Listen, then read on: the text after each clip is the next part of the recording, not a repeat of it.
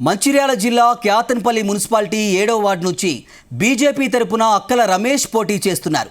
చదువుకున్న వ్యక్తి కావడంతో 7వ వార్డు సమస్యల పట్ల పూర్తి స్థాయిలో అక్కల రమేష్కు అవగాహన ఉంది. దీంతో వార్డు ప్రజలు అక్కల రమేష్ ప్రచారానికి మద్దతుగా నిలిచారు. తాను మామూలు వ్యక్తిగా క్యాతన్పల్లి మున్సిపాలిటీకి ప్రజల సమస్యల పరిష్కారం కోసం వెళితే అధికారులు కానీ ఎమ్మెల్యే కానీ పట్టించుకోలేదని, అందుకే కౌన్సిలర్ కావాలనుకున్నట్లు చెప్పారు. కౌన్సిలర్ అయి మున్సిపాలిటీలో అడుగుపెట్టి 7వ వార్డును అభివృద్ధి పదంలో నడిపిస్తారంటున్న బీజేపీ అభ్యర్థి అక్కల రమేష్తో మా correspondent Raju Patel face to face.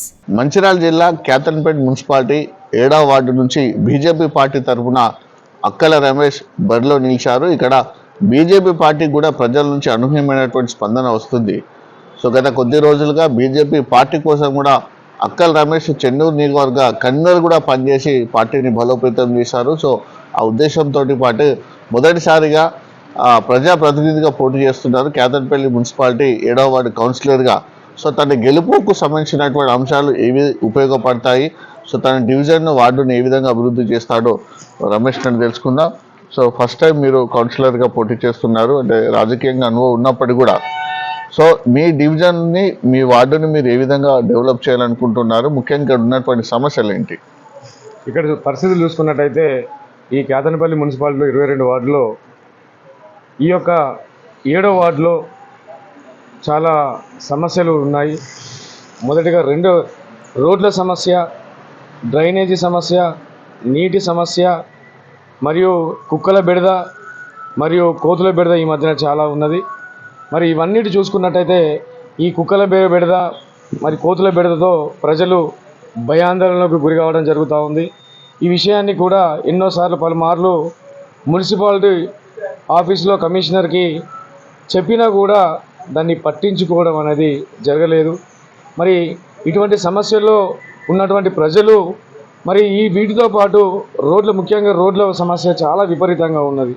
వర్షాకాలం వచ్చిందంటే అసలు నడవలేని పరిస్థితి. ఎక్కడ గుంతలు మయమైతే తెలియదు, ఎక్కడ బొందలుంటాయో తెలియదు. మొత్తము నీటి గుంతలుగా ఉండి ప్రయాణికులకు, వాహనదారులకు చాలా ఇబ్బందిగా మారుతుండడం అనేది జరిగింది. మరి ఎక్కడ కూడా రోడ్ల డెవలప్మెంట్ కానీ ఎక్కడ జరగలేదు. మరి ఈ రోడ్ల డెవలప్మెంట్ జరగపోగా దీనితో పాటు డ్రైనేజీ సమస్య చాలా ఎక్కువగా ఉన్నది. డ్రైనేజీ మరి ఎవరి ఇంటి దగ్గర డ్రైనేజీ అక్కడనే ఉండాల్సిన పరిస్థితి ఏర్పడింది. మరి ఆ డ్రైనేజ్ ద్వారా ఏమవుతుందని అంటే అనేక రోగాలన పడి ఆసుపత్రుల పాలు కావడం జరుగుతూ ఉంది. మరి ఇవన్నిటికీ కూడా చూసినట్టయితే ఎప్పుడు కూడా స్పందన అనేది లేదు. కమిషనర్కి పలుమార్లు చెప్పి విన్నా కూడా ఇక రేపు మాపు అని చెప్పడం అనేది కాలము దాటవేయడం అనేది జరిగింది. మరి అదేవిధంగా డ్రైనేజ్తో పాటు నీటి సమస్య, ఇంటింటికి మనము నీరు ఇస్తామన్నాము. మరి నీటి అయితే అసలు ఏ ఇంటికి కూడా కుళాయి అనేది కనబడదు. మరి వాళ్ళ నీటి సమస్య అయితే చాలా అధికంగా బోరు వాటర్ తాగి బతకాల్సిన పరిస్థితి, సామాన్య ప్రజలకు నీరు లేని పరిస్థితి. అటువంటి పరిస్థితిలో మనము జీవించడం అనేది జరిగింది. మరి ఇక్కడ చూసుకున్నట్టయితే ఈ 22 వార్డులో క్యాతన్పల్లిలో మరి చదువుకోవడానికి విద్యార్థులకు కనీస వసతులు స్కూల్ వసతులు కావచ్చు, మరి లైబ్రరీ వసతులు, ముఖ్యంగా చదువుకున్న యువతకు వాళ్ళు రేపు ఏమన్నా కాంపిటేటివ్కి ప్రిపేర్ కావాలని అంటే మరి ఒక లైబ్రరీ అనేది ఉండాలి. మరి ఈ మున్సిపాలిటీలో లైబ్రరీ ఫీజు వసూలు చేస్తున్నాము. లైబ్రరీకి మనం ఇల్లు పర్మిషన్ తీసుకున్నప్పుడు లైబ్రరీ ఫీజు అని వసూలు చేస్తున్నాం. ఎందుకు లైబ్రరీ ఉండడం లేదో మరి అర్థం కాని పరిస్థితి. మరి ఇలా చెప్పుకుంటూ పోతే అనేకమైన చాలా సమస్యలు ఉన్నాయి.